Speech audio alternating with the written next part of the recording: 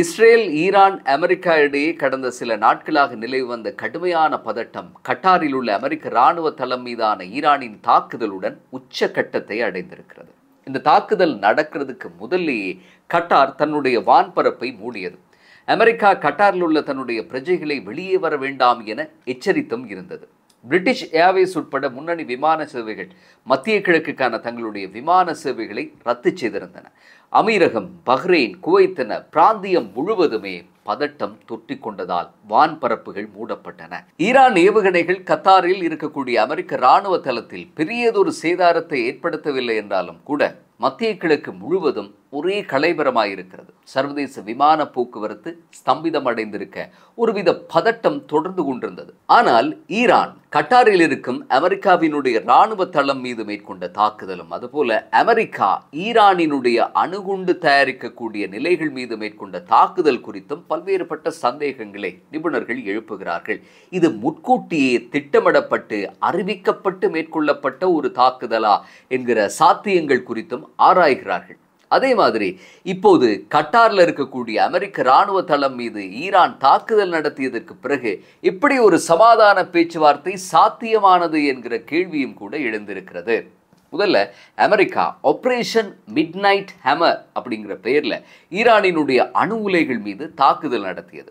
ஈரானின் முக்கியமான அணு உலைகள் இஸ்ஃபஹான், நாடான்ஸ் மற்றும் ஃபோடோ ஆகிய நகரங்களில் அமைந்திருக்கின்றன.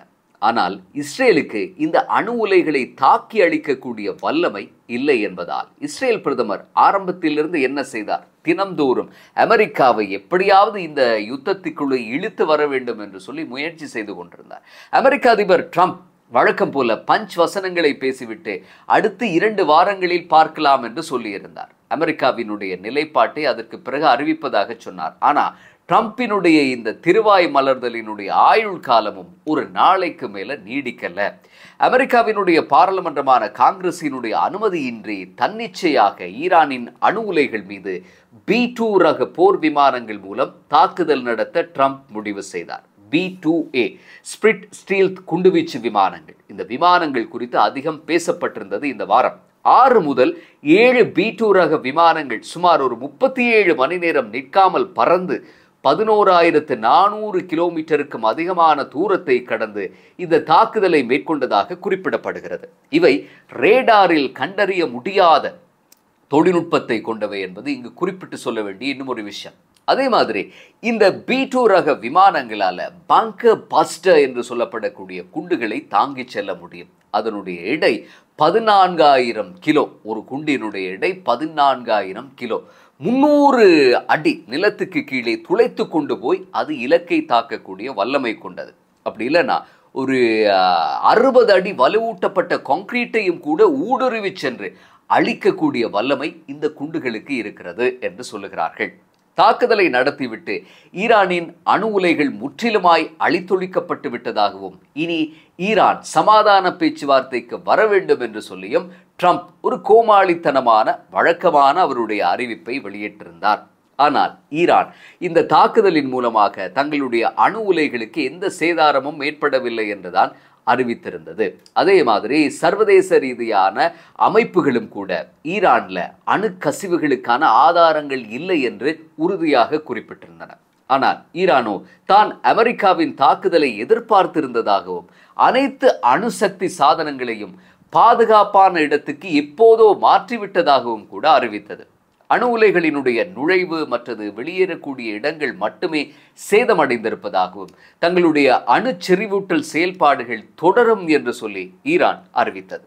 இஸ்ரேலிய அதிகாரிகள் மற்றும் பாதுகாப்பு ஆய்வாளர்கள் சுமார் ஒரு 400 கிலோகிராம் 60% செறிவூட்டப்பட்ட யுரேனியத்தை ஈரான் ஃபோடோ மற்றும் இஸ்ஃபஹான் தளங்களிலிருந்து ஒரு ரகசிய இடத்துக்கு மாற்றியதாக உறுதிப்படுத்தினார்கள். இந்த தாக்குதலுக்கு சில நாட்களுக்கு முன்னர் ஃபோடோ தளத்தில் காணப்பட்ட அசாதாரண வாகன நடமாட்டங்கள் மற்றும் கட்டுமான பணிகள் குறித்து சேட்டலைட் படங்களும் யுரேனியம் ரகசியமாக மாற்றப்பட்டதை உறுதிப்படுத்தி இருந்தன.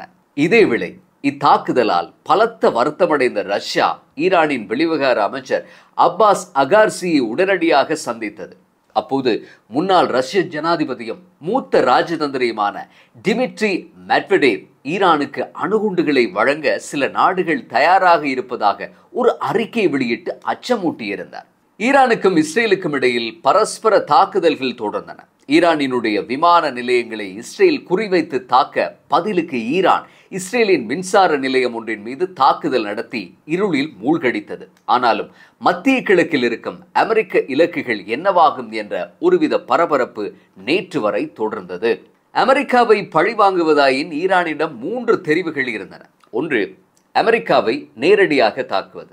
2, மத்திய கிழக்கு நாடுகளில் இருக்கக்கூடிய 20க்கும் மேற்பட்ட அமெரிக்காவினுடைய இராணுவ தளங்களை தாக்குவது. முக்கியமாக சவுதி, ஓமான், பஹ்ரைன், குவைத் போன்ற நாடுகளில் அமெரிக்காவினுடைய இராணுவ தளங்கள் இருக்கின்றன. 3வது, இஸ்ரேலுக்கு அடிப்பது அமெரிக்காவுக்கு வலிக்கும் அப்படிங்கிறதால இஸ்ரேலை தினமும் துவம்சம் செய்வது. இதுல முதலாவது சாத்தியமே இல்லை. அதாவது ஈரான்ல இருந்து அமெரிக்காவுடன் நேரடியான யுத்தத்தை தொடர முடியாது. 2வது தேர்வுதான் அமெரிக்க தளங்களை தாக்குவது. ஆக அமெரிக்கா தன்னுடைய இராணுவ தளங்களில் இருந்த தன்னுடைய படைகளையும் தளபாடங்களையும் ஈரானினுடைய அணு உலைகள் மீதான தாக்குதல் நடத்துறதுக்கு முதல்லேயே அகற்றிவிட்டது. அமெரிக்கா ஈரானுடன் இந்த விஷயத்தில் மிக எச்சரிக்கையாகவே நடந்து கொண்டது அதிலிருந்து வெளிப்பட்டது.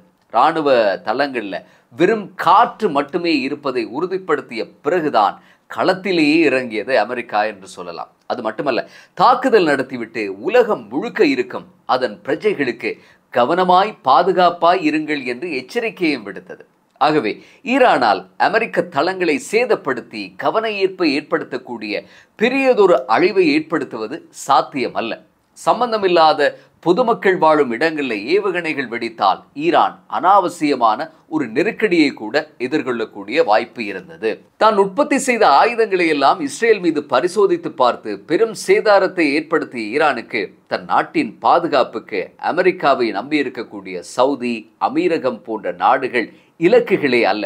ஆகவே அமெரிக்காவுக்கு அடிக்கவும் வேண்டும், அது மாதிரி கட்டாருக்கு வலிக்கவும் கூடாது. முக்கியமாக இராணுவ தள ஆசீர்வாதம் கொடுத்திருக்கும் நாடுகளில் வாழும் பொதுமக்களினுடைய உயிருக்கும் உடைமைகளுக்கும் சேதமும் வரக்கூடாது என்ற இரண்டுங்கெட்டான் நிலையில்தான் ஈரான் தாக்குதல் நடத்தியது நேற்றைய தினம் இரவு பொழுது. ஈராக்கில் இருக்கும் அமெரிக்க இராணுவ தளத்துக்கும் தாக்குதல் நடத்தப்பட்டதாய் அறிவிக்கப்பட்டிருந்தாலும் அதன் சேத விவரங்கள் தெரியவில்லை. கட்டாரில் இருக்கும் அமெரிக்க இராணுவ தளம் மீதான தாக்குதலை கட்டார் அரசு கடுமையாக கண்டித்திருந்தாலும் இது புரிந்துணர்வோடு முன்கூட்டியே திட்டமிட்டு அறிவித்து நடத்தப்பட்ட தாக்குதல் போலத்தான் தெரிந்தது. ஈரானின் ஏவுகணைகள் நடுவானில் மறைக்கப்பட்டன. இஸ்ரேலுக்கு ஏவுவது போல ஹைப்பர்சோனிக் ஏவுகணைகளை கட்டார் மீது ஈரான் ஏவவில்லை. 2ஆம் உலகப் போருக்கு பிறகு நேரடியாக அமெரிக்காவுக்கு எதிராக நடந்த 2வது தாக்குதலாகவே இதை பார்க்க முடிகிறது. இதற்கு முதல், அதுவும் ட்ரம்பினுடைய 1வது தவணை பதவி காலத்தில் 2020ஆம் ஆண்டில் ஈரானினுடைய முக்கிய இராணுவ தலைவரான காசிம் சுலைமானி அமெரிக்காவினுடைய ஆளில்லாத விமான தாக்குதலில் கொல்லப்பட்டார். இந்த படுகொலை ஈரான் மற்றும் அமெரிக்கா இடையே பெரும் பதட்டத்தை அப்போது ஏற்படுத்தியது. சுலைமானை கொல்லப்பட்டதுக்கு பதிலடியாக ஈராக்கில் உள்ள அமெரிக்க துருப்புகளை நிறுத்தியிருந்த ஒரு விமான தளம் மீது ஈரான் ஏவுகணை தாக்குதல் நடத்தியது. அப்போது கூட பெரிய அளவில் உயிர் சேதங்கள் ஏற்படவில்லை என்றாலும் கூட இது ஒரு முக்கியமான திருப்பு முனையாக அமைந்தது. அன்றிலிருந்து இன்று வரை ஈரான் தனது இறையாண்மைக்கு எதிரான எந்த ஒரு நடவடிக்கையையும் சகித்து கொள்ளாது என்று தொடர்ந்து கூறி வருகிறது.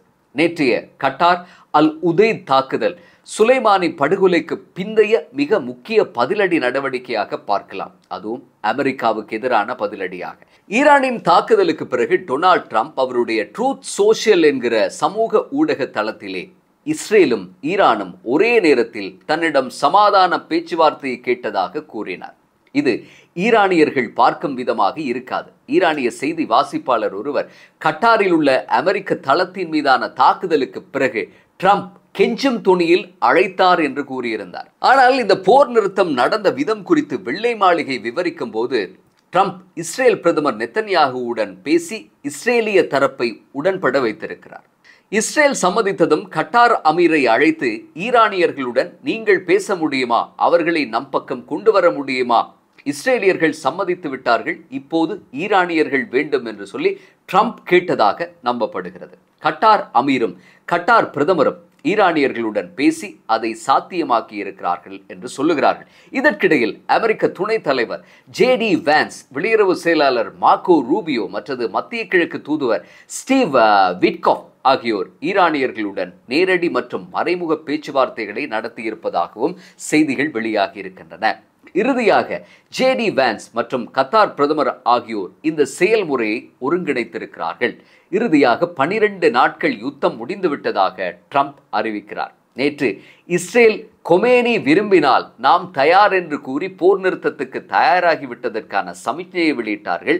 இன்று ட்ரம்ப் சொல்லுகிறார், இஸ்ரேலும் ஈரானும் சமாதான உடன்படிக்கைக்கு போர் நிறுத்தத்துக்கு தயார் என்று அறிவித்து விட்டார்கள் என்று அவர் அறிவிக்கிறார். ஆனால் ஈரானோ விடுவதாக இல்லை. இந்த அறிவிப்பு வெளியாகும் சந்தர்ப்பத்திலும் அந்த தருணத்திலும் இஸ்ரேலின் மீது அவர்கள் தாக்குதலை நடத்தியிருக்கிறார்கள். நாங்கள் யாரையும் காயப்படுத்தவில்லை, ஆனால் யாராவது எம்மை காயப்படுத்தினால் சும்மா விடுவதும் இல்லை என்று தன்னுடைய எக்ஸ் தளத்திலே பதிவிட்டிருக்கிறார் ஈரானினுடைய ஆன்மீக தலைவர் அயதுல்லா கொமேனி. இஸ்ரேல் மீது தாக்குதல் தொடரும் என்று ஈரான் சொல்லுகிறது. ஆகவே ஈரான் அமெரிக்காவை பழிவாங்குவதற்காக இஸ்ரேல் மீது தாக்குதலை நடத்துவதற்கு தனக்கு சாத்தியமான ஒரு தீர்மானத்தை எடுத்திருப்பதாகவே எண்ணத் தோன்றுகிறது.